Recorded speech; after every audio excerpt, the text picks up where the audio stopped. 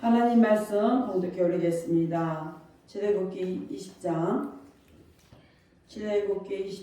1절에서 11절 말씀 봉독해 올리겠습니다. 하나님이 이 모든 말씀으로 일러 가라사대 나는 너를 애굽 땅 종되었던 집에서 인도하여 낸 너희 하나님 여호와로라. 너는 나 외에는 다른 신들을 내게 있게 말지니라. 너를 위하여 새긴 우상을 만들지 말고 또 위로 하늘에 있는 것이나 아래로 땅에 있는 것이나 땅 아래 물속에 있는 것에 아무 형상이든지 만들지 말며 그것들에게 절하지 말며 그것들을 섬기지 말라. 나 여호와 너희 하나님은 질투하는 하나님인즉 나를 미워하는 자의 죄를 갚되 아비로부터 아들에게로 3, 4대까지 이르게 하거니와 나를 사랑하고 내 계명을 지키는 자에게는 천대까지 은혜를 베푸느니라. 너는 너의 하나님 여호와의 이름을 망령되이 일컫지 말라. 나 여호와는 나의 이름을 망령되이 일컫는 자를 죄 없다 하지 아니하리라. 안식일을 기억하여 거룩히 지키라. 엿새 동안 힘써 내 모든 일을 행할 것이나 제7일은 너희 하나님 여호와의 안식일인즉 너나 내 아들이나 내 딸이나 내 남종이나 내 여종이나 내 육축이나 내 문 안에 유하는 객이라도 아무 일도 하지 말라. 이는 엿새 동안에 나 여호와가 하늘과 땅과 바다와 그 가운데 모든 것을 만들고 제7일에 쉬었습니다. 그러므로 나 여호와가 안식일을 복되게 하여 그날을 거룩하게 하였느니라. 아멘.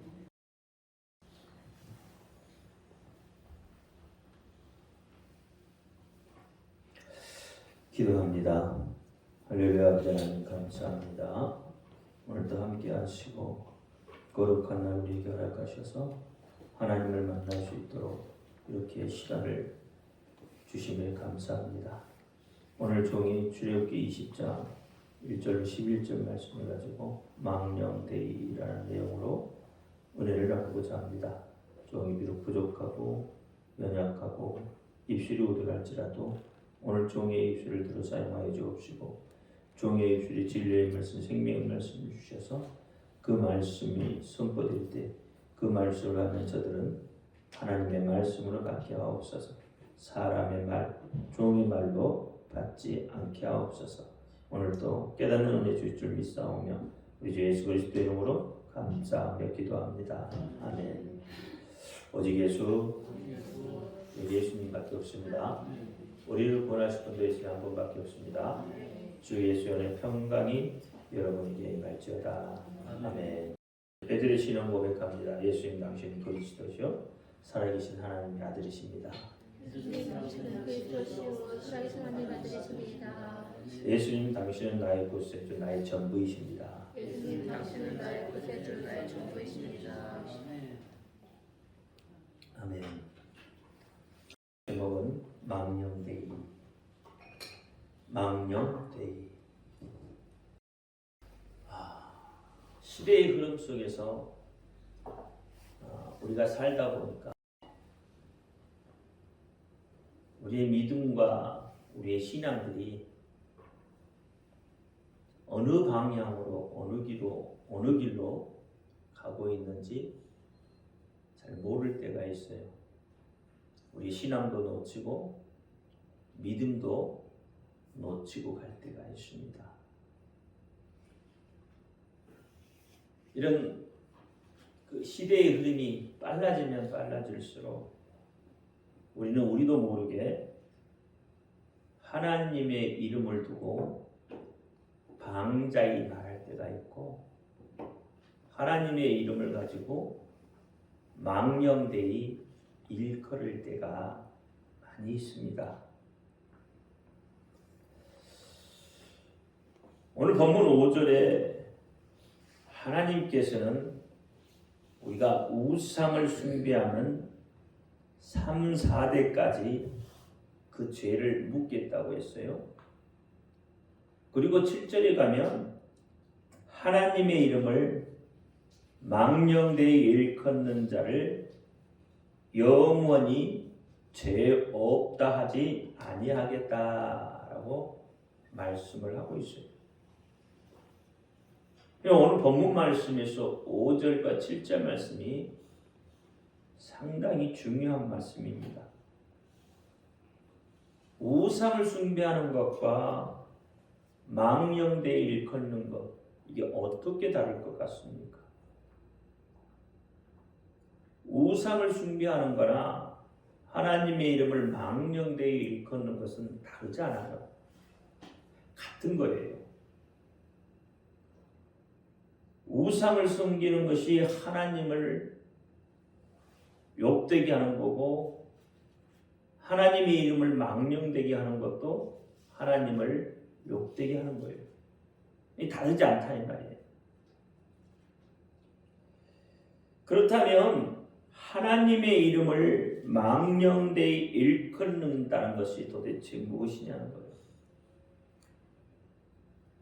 7절 말씀에 보면 영원이라는 단어가 나와요. 이 영원이라는 단어가 매우 중요하다 이 말이에요. 왜냐하면 하나님의 이름을 망령되이 일컬으면 용서가 없다는 말이 되기 때문에 그래요. 언제까지? 영원히. 우상을 섬기는 죄는 어떻게 해요? 3, 4대까지 그 죄를 묻는데, 하나님의 이름을 망령되이 일컬으면 영원히 어떻게 해요? 죄를 묻겠다는 거예요. 죄 없다 하지 않겠다 이 말이에요.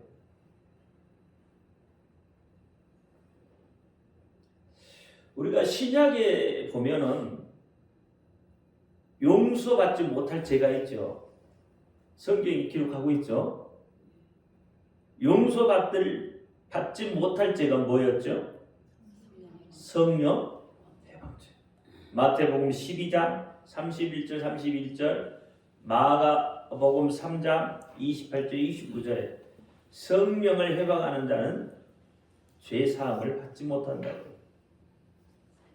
그러면 이 회방이라는 것은 모독이라는 뜻과 같은 거죠. 이 말을 풀어 헤치면 어떻게 되냐면 해쳐서 말한다는 이야기가 되는 거예요. 그러니까 회방이라는 말은 비방, 중상, 모독 이런 뜻인데, 이 말을 풀어서 해놓으면 해치다란 말이 돼요. 그러니까 하나님을 대적하는 행위다 이 말이에요. 루시퍼가 하나님을 대적했잖아요. 그리고 하나님으로부터 징계를 받고 하나님 나라에서 쫓겨나죠. 근데 지금까지도 그 죄를 용서받지 못하고 있잖아요. 사람이 사람을 해치는 행위도 범죄죠. 그런데 하물며 사람이 하나님을 해치는 행위는 이게 용서받을 수 있겠느냐 이 말이에요. 용서받을 수 없는 거다 이 말이에요. 사람이 사람을 해쳐도 분명히 그 벌의 대가를 받게 되어 있어요. 근데 사람이 하나님을 해친다 이 말이에요. 그게 회방하는 거예요. 그게 하나님을 모독하는 거고, 그렇죠? 하나님을 중상모략하는 거죠. 이게 무슨 이야기냐면 고의적으로 지속해서 회방하는 죄를 성령 회방죄라고 하는 거예요. 그 죄는 용서받지 못해요. 바울처럼 깨닫고 회개하고 그리스도의 사람이 되면 정죄는 물러가게 되어져 있습니다. 사도 바울이 예수님을 알지 못할 때 어떤 행동을 했어요? 예수를 믿는 자들을 잡아 죽이는데 앞장섰던 자예요. 그러니까 예수를 모를 때에 한 행동, 그것은 회개하면 어떻게 돼요? 사함을 받아요. 용서함을 받아요. 근데 알고 임의로 고의적으로 하는 행동은 용서함을 받지 못한다는 이야기예요. 그러니까 성경에 보면 예수님 당시에 어떤 사람이 나오냐면 바리새인, 사두개인, 서기관들이 나와요. 이 세 사람을 대해서 예수님이 뭐라고 했어요? 독사의 자식들을 회칠한 무덤이다 라고 말씀을 해요. 왜 이렇게 예수님이 말씀을 하셨을까? 왜? 예수님 당시의 이들은 율법을 잘 지켰고 또 하나님을 섬기는 사람들이라고, 이웃을 잘 섬기는 사람들이라고, 하나님의 법에서 잘 아는 사람들이라고 스스로 어떻게 자처했던 사람들이에요. 그러나 그들의 마음속으로 이렇게 들어가 보니까 그들의 마음도 또 그들의 행위도 그들의 말도 악하고 부정적이었다는 거예요. 그러니까 그들의 그 모습을 보니까 개선의 징후가 없는 사람들이었다 이 말이에요. 하나님의 말씀을 하나님의 말씀으로 받아들이는 자들이 아니라 하나님의 말씀을 사람의 말로 받아들였다 이 말이에요. 그래서 사람으로 생각을 했다 이 말이에요. 아무리 이야기해줘도 그 말이 그들에게는 들려지지 않는 거예요. 그러니까 그들이야말로 말과 행위로 보면 성령의 존재와 사역을 부정하는 그런 사람들이었다 이 말이에요. 그래서 그들을 향해서 회칠한 무덤아, 독사의 자식들아 라고 이야기하는 거예요. 불신죄는 회개하고 믿으면 사함을 받지만 의도적으로 작심하고 성령을 회방하는 죄는 용서함을 받지 못한다는 말입니다. 구원받은 사람들은 성령의 내주하심을 믿고 그 인도하심을 따라서 살고 행동하는 사람들이에요.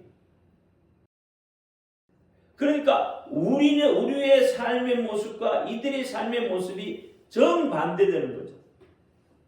우리도 어떻게 해요? 남의 보여주기식 믿음. 바리새인과 사두개인과 다를 게 하나도 없잖아. 그것이 어떻게 보면 성령을 회방하는 죄가 된다. 하나님이 앞서지 아니하고 내가 앞서요. 사람이 앞서면 결국은 뭐요? 성령을 회방하는 죄로 들어갈 수 있는 거예요.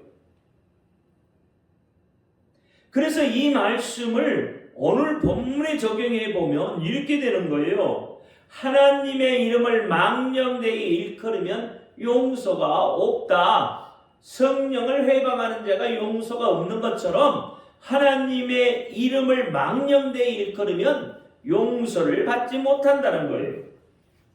그러므로 그리스도인은 하나님의 이름을 망령되이 일컬지 말아야 된다는 거죠.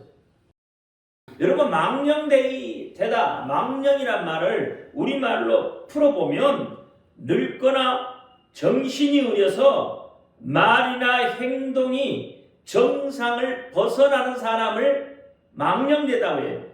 이게 세상 말로 말하면 어떻게 해요? 노망 들었는가 보다 하는 거예요. 노망 났다는 거잖아요. 그런데 성경은 그것을 말하고 있는 게 아니라는 거예요. 우리말로 노망 난 사람을 망령되어 있다 그렇게 이야기하지 않는다는 거예요. 그럼 뭐가 망령되어 있냐? 그렇죠? 늙거나 정신 상태가 흐려서 횡설수설하는 것을 노망 났다고 하는 게, 망령됐다고 하는 게 아니라 이 말이에요. 다시 이야기하면 지속적이고 의도적으로 하나님을 대적하는 행위. 그게 하나님 볼 때 어떻게 해요? 망령된 것처럼 보이는 거예요. 하나님의 이름을 망령되이 일컬었다는 것은 가장 먼저 말하는 것이 뭐냐면 하나님의 이름을 마술적으로 사용한다는 거예요. 그래서 하나님의 이름 야훼, 여호수아 이 이름은 마술의 도구가 아니에요. 하나님의 이름인 예수의 이름은 마술의 도구가 아니에요. 여러분, 마술의 뜻이 뭘까요? 오늘 본문에서 말하는 이 마술이란 뜻을 헬러로 보니까 페리에르카라고 해요. 페리에르가. 그럼 이 말은 문자적으로 보면 주변 일이에요. 주변 일. 그러니까 주된 일을 제외할 때 쓸데없는 일을 가리키는 일이다. 자신의 일이 아닌 남의 일에 참견하는 것을 마술이다. 누가가 이 마술이란 말을 썼을 때는 무슨 의미로 썼냐면 쓸데없는 일이다. 그런 의미로 표현을 하고 있는 거예요. 다시 이야기하면 공허한 것을 섬기는 우상 숭배와 같은 차원에서 말을 하고 있다 이 말이에요.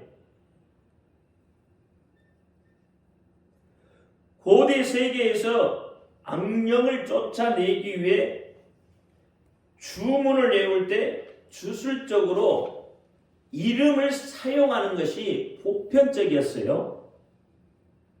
근데 이러한 관습이 이 에베소 지역에 팽배해 있었어요.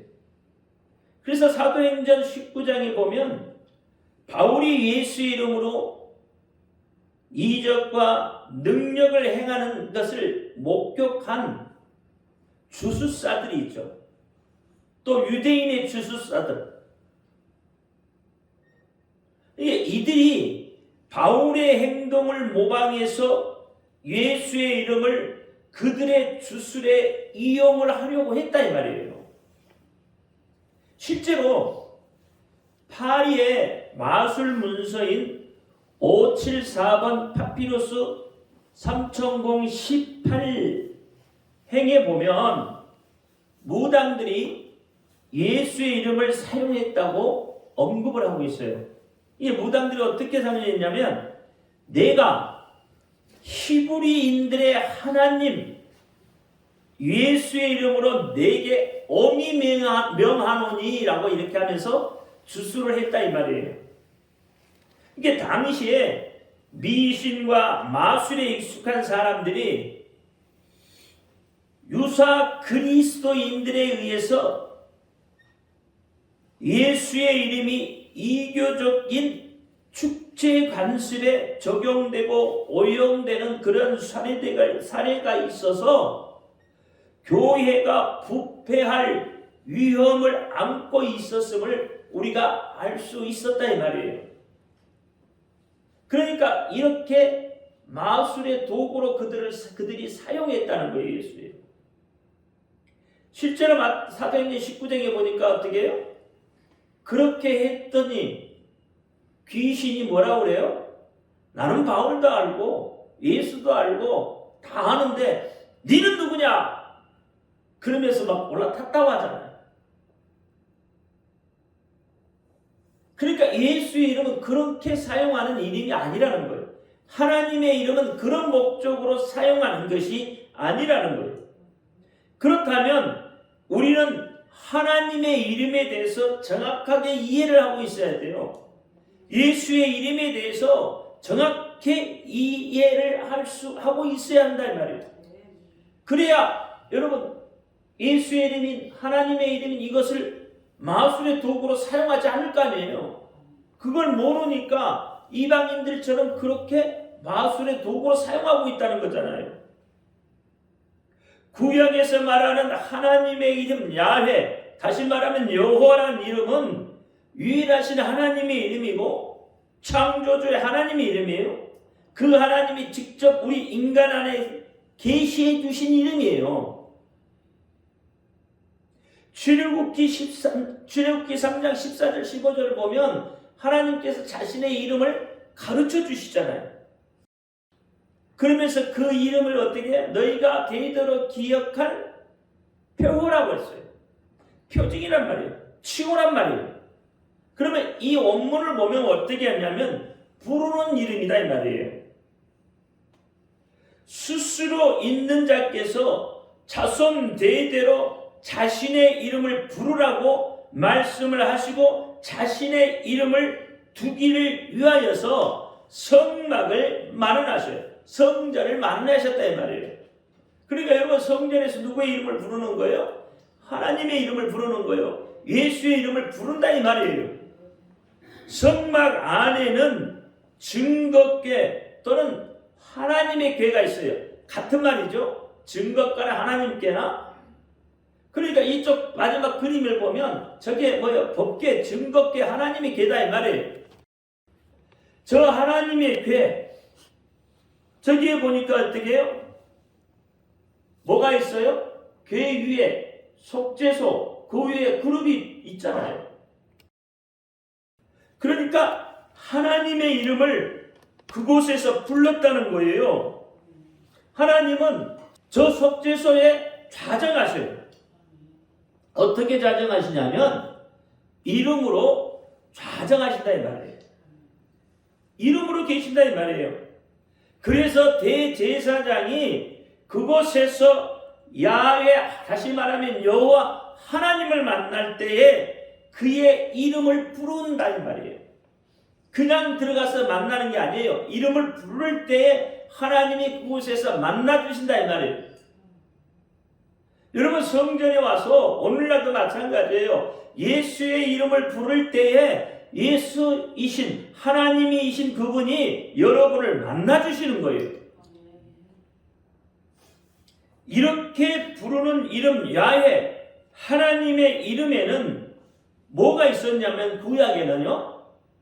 여호와 야훼 그 이름 속에는 형통에 대한 약속이 들어 있었고 인간이 이 땅에서 장수할 수 있는 약속이 들어 있었습니다. 또 전쟁에서 승리할 수 있는 약속도 들어 있어요. 야훼 하나님 안에. 여호와라는 그 하나님의 이름 안에 이 모든 것들이 들어 있었어요. 그러나 야훼 하나님의 이름에는 여호와 하나님의 이름에는 죄에 대한 용서 그렇잖아요. 그거에 대한 약속이 없었어요. 부활에 대한 약속도 없습니다. 영원한 생명의 약속도 그 이름 속에는 내재되어 있지 않아요. 그래서 오늘 본문에 그쵸 십계명에 대한 이야기잖아요. 제3계명에도 나오듯이 야훼의 이름을 망령되이 일컬으면 그것을 죄로 간주하고 있다 이 말이에요. 그러니까 여러분 성전에서 오늘날 이게 그 장로님들이 대표 기도할 때 여호와 하나님이라고 이야기할 때는 그 이야기 속에는 뭐가 있어요? 뭐가 있다고 없다고요? 죄 용서함이 없다 이 말이에요. 부활에 대한 소망도 없는 거예요. 영원한 생명에 대한 약속도 없어요. 그러니까 그것을 좀 알고 제대로 부르어야 된다는 거예요. 여호와 하나님의 우리에게 형통하고 그렇죠? 장수하고 승리의 약속이 있어요. 그러니까 이 이름 속에 들어있는 의미를 좀 알고 그 이름을 부르라는 거예요. 보세요. 이사야 48장 11절에 뭐라고 했냐면 내가 나를 위하여 이를 이룰 것이라 어찌 내 이름을 욕되게 하리요 내 영광을 다른 자에게 주지 아니하리라 했어요. 누구를 위해서? 하나님 자신을 위해서. 나를 위하여 이렇게 말하고 있잖아요. 에스겔 36장 21절 22절에도 그러나 이스라엘 족속들이 들어간 그 열국에서 더럽힌 내 거룩한 이름을 내가 아꼈노라. 그러므로 너는 이스라엘 족속에게 이르기를 주 여호와의 말씀에 이스라엘 족속아 내가 이렇게 행함은 너희를 위함이 아니요 너희가 들어간 그 열국에서 더럽힌 나의 거룩한 이름을 위함이다 이렇게 이야기해요. 오늘날도 보십시오. 어떻습니까? 거룩한 하나님의 이름이 잊혀져 가고 있어요. 더럽혀져 가고 있지 않느냐 이 말이에요. 여러분 성공회에서 하나님 아버지 하면 안 된대요. 이유가 뭐예요?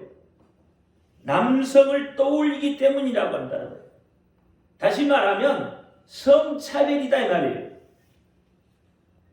사실 어떻게 보면 이것이 신성모독죄예요.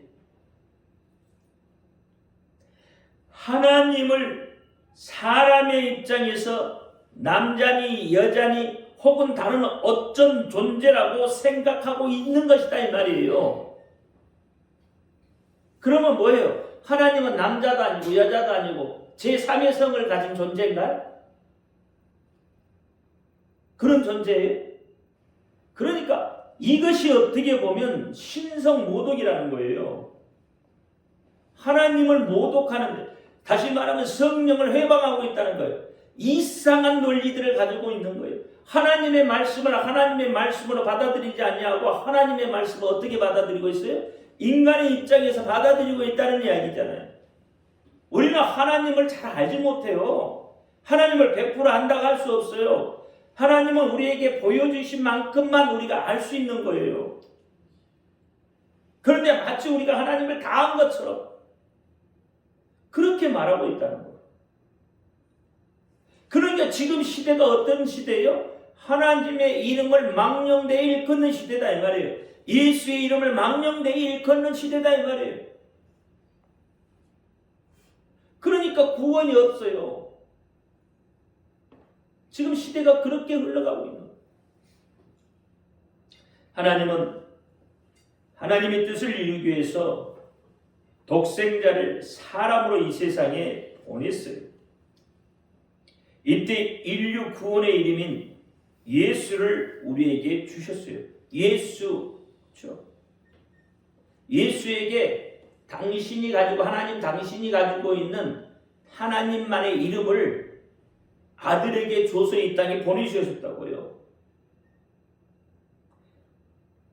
헬라어 예수는 히브리어로 보면 야훼와 야사라는 구원이라는 뜻입니다.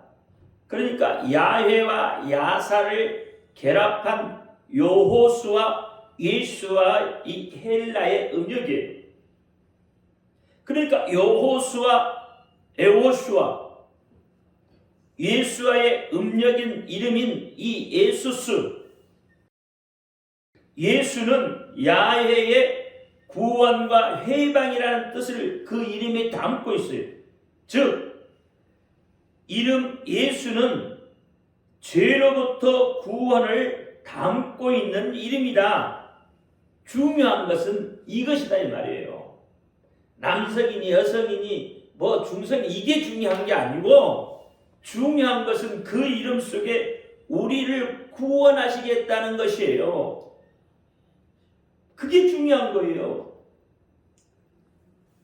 그래서 예수의 이름을 부르라고 하는 거예요. 예수는 원죄로부터 우리를 해방시켜 주는 겁니다. 우선 아담의 죄로부터 해방인데 바울은 이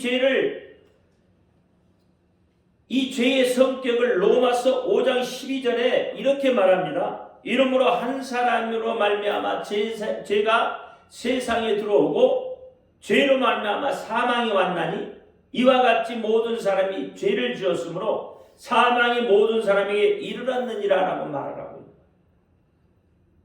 그러니까 예수의 이름을 우리에게 주셨다는 것은 엄청난 거라 이 말이에요. 계시로부터 부여된 예수의 이름, 그 이름에 관해서 우리는 좀 잘 알아야 돼요. 예수는 내게 주신 아버지의 이름이라고 요한복음에 말하고 있어요. 그래서 예수는 이 귀한 이름은 인간에게 알려주고 계시다. 예수의 이름을 누가 알려줘요? 예수가 알려주고 있는 거예요. 인간이 그래서 알게 되고 받게 된 이 예수의 이름은 성령이 올 때 가져온 거예요. 성령이 임할 때 알게 되는 이름이다 이 말이에요. 그래서 요한복음 14장 26절에 보혜사 곧 아버지께서 내 이름으로 보내실 성령 그가 너희에게 모든 것을 가르치고 내가 너희에게 말한 모든 것을 생각나게 한다 그랬어. 빌립보서 2장 9절에도 9절 이하에 쭉 보면 모든 이름 위에 뛰어난 이름 예수라고 그랬어요. 그러니까 주가 예수에게 붙음으로 인해서 모든 이름을 예수의 이름 앞에 꿇게 한다고 하는 거예요. 이 빌립보서 2장 9절 이하를 보면 주 앞에 무릎을 꿇는다고 하지 않았어요. 뭐라고 말하고 있어요? 예수의 이름 앞에 무릎을 꿇게 한다고 정확하게 이야기를 하고 있단 말이에요. 그런데도 우리는 계속 뭐예요? 주라고 이야기한다 이 말이에요. 하나님 이름을 부르는 것이 그렇게 어렵다 이 말이에요. 예수의 이름을 부르는 것이 그렇게 어렵다 이 말이에요. 성경에서 말하고 있잖아요. 주 앞에 무릎을 꿇는 게 아니라 예수의 이름 앞에 무릎을 꿇는다고 이야기를 분명히 하고 있어요. 그러면 예수의 이름이 그렇잖아요. 우리 입속에 있어야 되는 거죠. 그렇다면 이렇게 귀한 이름인 이 예수의 이름이 갖는 7가지 의미가 있어요.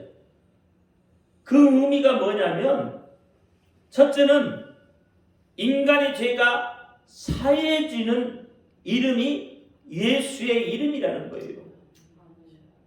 요한복음 2장 12절에 자녀들아 내가 너에게 쓰는 것은 죄가 그 이름으로 말미암아 사함을 얻으며 그랬어요. 뭐가요? 죄가. 뭐 때문에? 이름 때문에. 누구의 이름? 예수의 이름. 예수의 이름. 그래서 사도행전 10장 43절에도 이름을 힘입어 그렇게 이야기하고 있고. 두 번째는요. 인간이 하나님의 자녀가 되는 기준이 어디가 있어요? 여러분이 하나님의 자녀가 되는 기준이 어디가 있어요? 예수의 이름에 있다니까요. 그러니까 여러분 속에 예수의 이름이 없으면 하나님의 자녀가 아닌 거예요. 요한복음 1장 12절에 그렇게 말하고 있잖아요. 영접하는 자, 곧 그 이름을 믿는 자들에게는 하나님의 자녀가 되는 권세를 주셨다고 합니다. 기준이 어디에 하나님의 자녀가 되는 기준이 예수의 이름이 있다는 거예요. 세 번째는 인간이 하나님께 사랑을 받는 기준이 어디에 있어요? 예수의 이름이 있어요. 하나님의 사랑을 받는 기준도 예수의 이름이 있다니까요. 요한복음 17장 26절에 그렇게 말하고 있어요. 내가 아버지의 이름을 저희에게 알게 하였고 또 알게 하리니 이는 나를 사랑하신 사랑이 저희 안에 있고 나도 저희 안에 있게 하랍니다. 즉 다시 말하면 예수의 이름을 알고 있는 자에게 하나님이 함께 하시더라. 하나님의 모든 관심이 어디에 있다고요? 예수에게 있다. 어때요? 예수 이름이 있다. 네 번째는 인간을 세상에 보존하는 것. 그렇죠? 여러분 이 세상에 살 수 있는 이유가 어디가 있는 거예요? 예수의 이름이 있어요. 요한복음 17장 11절에 보니까 우리가 예수의 이름을 소유하고 부를 때 예수 이름으로 이 땅 위에서 삶이 보호받고 축복받는다 말을 예수 이름으로 저들을 보존하라 그랬잖아요. 다섯 번째는 인간이 생명을 얻는 기준이 어디 있어요? 여러분이 생명을 어떻게 얻어요? 어떻게 얻어요 생명을? 여러분 예수의 이름으로 얻는다니까요. 요한복음 20장 31절에 그 이름을 힘입어 생명을 얻게 하려 합니다. 생명을 얻게 하기 위해서 하나님의 독생자 이름 예수의 이름이 생명을 얻게 한단 말이에요. 예수 안에 뭐가 있다고요? 생명이 있기 때문에. 여섯 번째는 마귀를 굴복시키는 것도 어디에 있어요? 예수의 이름이 있어요. 예수 이름으로 명하니까 오직했으면 여러분 보세요. 오직했으면 사도행전 19장에 어떻게 해요? 마술로 주술적으로 그 이름을 활용하려고까지 했잖아요. 그 이름으로 마귀를 귀신을 쫓아내려고까지 하고 있잖아요. 8장에도 그렇잖아요. 시몬 그렇죠? 시몬이 마술사 시몬 그들도 어떻게 예수 이름 성령의 능력을 돈 주고 살려고 하잖아요. 오직했으면. 그리고 나서 막 마술체가 다 불살라버리잖아요. 그렇죠? 그러니까 여러분 귀신 들리는 것도 우리가 내 속에 예수 이름으로 사실 선포하면 귀신은 떠나갑니다. 주술적으로 하는 게 아니란 말이에요. 마술로 쓰는 게 아니에요. 그 이름의 능력을 믿고 하는 거예요. 7번째는 하나님의 영광을 체험하는 것이 어디에 있어요? 예수 이름에 있어요. 여러분 하나님의 영광을 체험하고 싶죠. 영광에 참여하고 싶죠. 전부 뭐예요? 예수 이름이 있는 거예요. 요한복음 17장 22절에 우리가 하나님의 이름을 믿고 하나님의 이름을 부르면 하나님의 영광을 체험할 수 있게 된다고 말하고 있는 거예요. 내가 하나님과 하나 되고 하나 되는 것은 예수의 이름에 근거하고 있는 거예요.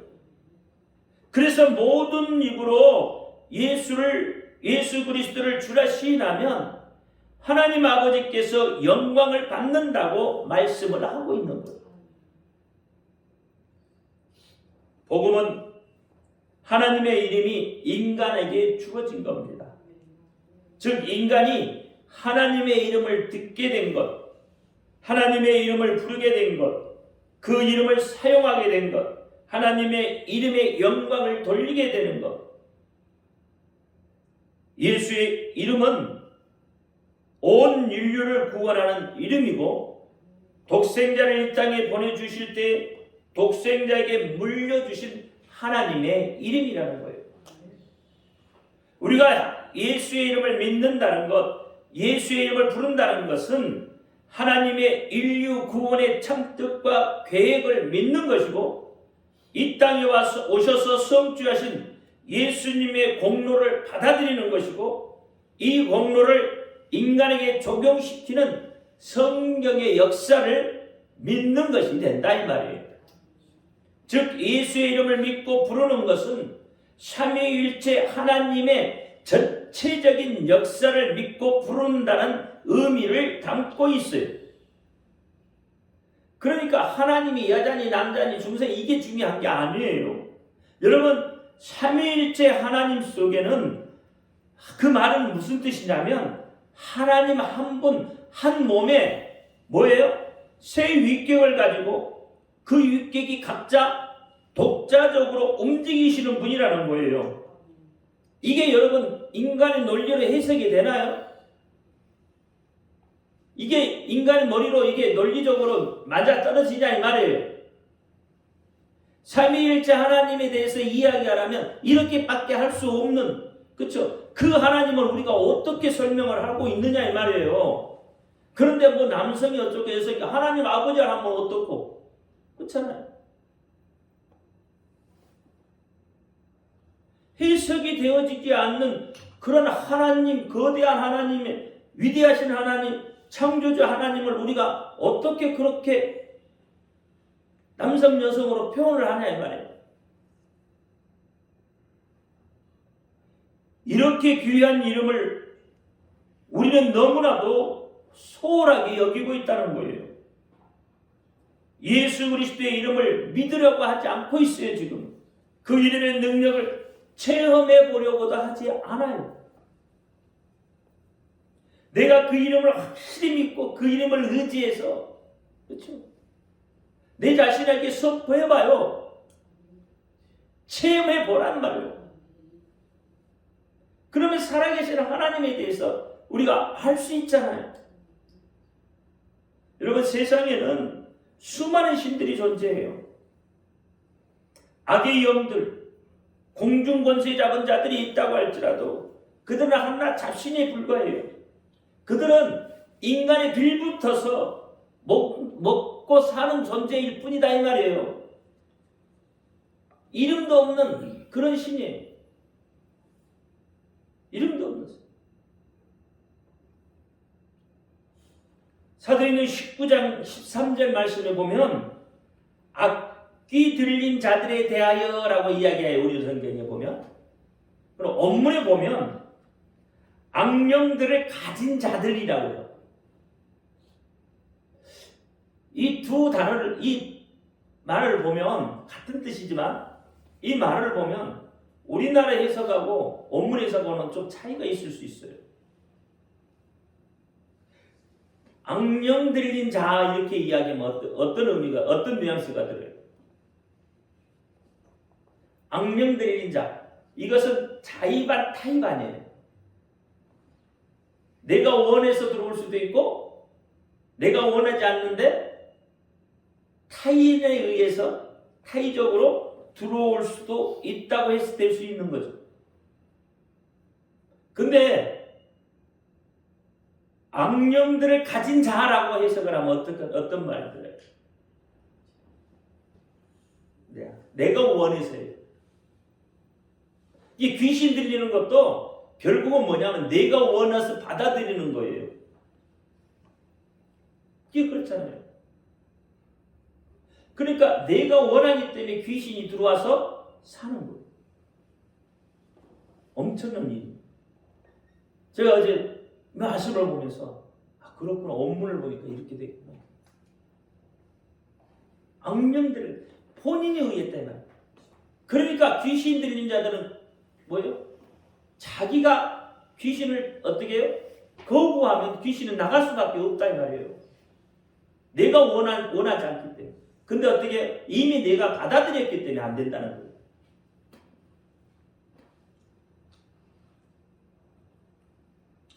인간이 신에게 이름을 만들어서 붙여주고 그리고 인간이 그 이름을 부르고 그 신에서 어떤 마술적인 힘을 우리 인간 쪽에서 누려보려고 애쓰고 있다는 거예요.